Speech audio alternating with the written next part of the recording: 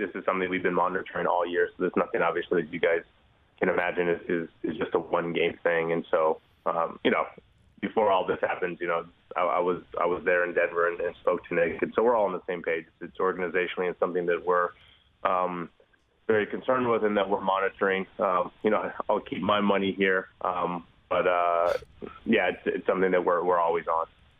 So let's talk about Lawrence Frank, for instance. He is, of course, front office of the Clippers.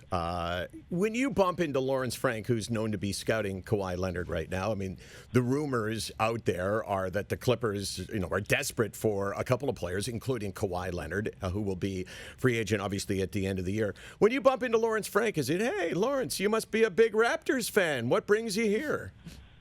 Yeah, there's no secrets there. I think the bigger thing that we kind of hang our hat on is we know who we are as an organization and the things that we can provide. And so, in any business, I think worrying too much about everyone else is probably not in your own best interest. So, we focus more on what we're doing with Kawhi and how he's adjusting and liking it here. Obviously, his health and his integration into the team. And as you guys have seen, the growth of him from game one until now has been great, and we expect more. I imagine this is a pretty unique circumstance, totally unique. In fact, superstar player comes to your team, free agent at the end of the year.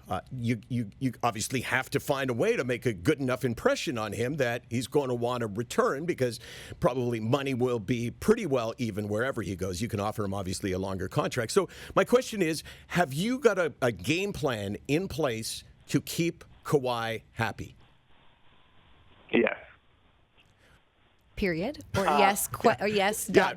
Can you tell us? Yeah. Like, what kinds of things would you? I think these are the internal talks and things that we have. So I think the biggest things are, listen, keeping him healthy. I think he said it from day one. His health is of utmost importance to him, like it's to all of us. And so being attentive, listening, pushing him, all the things that you'd want to do with your own health with the long-term future. And so we think that our medical staff is the best that there is in the NBA, and it's a huge advantage for us. And so anything we can do health-wise and medical-wise to progress him is great. So I think that's a big one for us. And then what happens on the court and winning and him growing and him getting better and the team getting better, and really this team having a chance to make some serious noise, I think those are huge.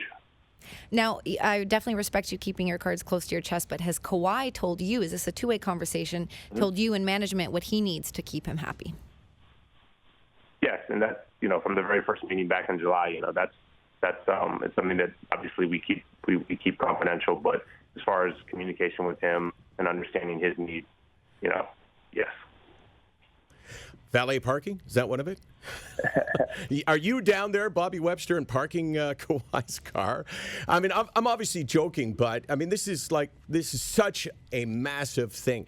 I guess a real genuine question, though, is do you pay attention to what the media says about Kawhi, hoping that this will be a good experience for him? Because let's face it, the media can turn fans on a player. The media can create headaches for a player. They have that ability.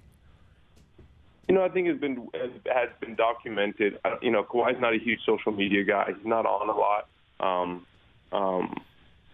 I'd be surprised if he read a ton of stuff. I think he's very focused on basketball, very focused on his health. And so in that sense, it's part of our job to monitor kind of what's going on around the team, but it's also our job to kind of keep that out and not have it affect the team. So I think that those are the two balances that you want to find. We obviously want to make sure that we're aware of what's going on, but not really let it affect us. We have a very close-knit family and team, as you can imagine, and as a result, that's how we want to keep it. And so I do think with Kawhi, he's probably unique in the sense of he's not, we were daily or every minute checking what's going on the outside.